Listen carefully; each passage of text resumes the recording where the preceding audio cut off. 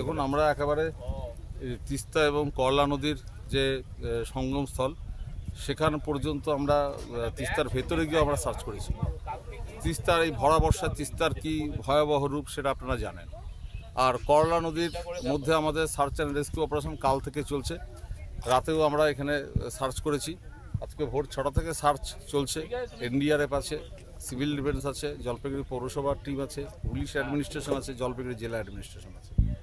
ঘটনা হলো স্থানীয় লোকদেরও এত সহযোগিতা এবং আমরা তার জন্য তাদেরকে ধন্যবাদ দিলেও এখনও পর্যন্ত আমরা ছেলেটির কোনো খোঁজ পাইনি।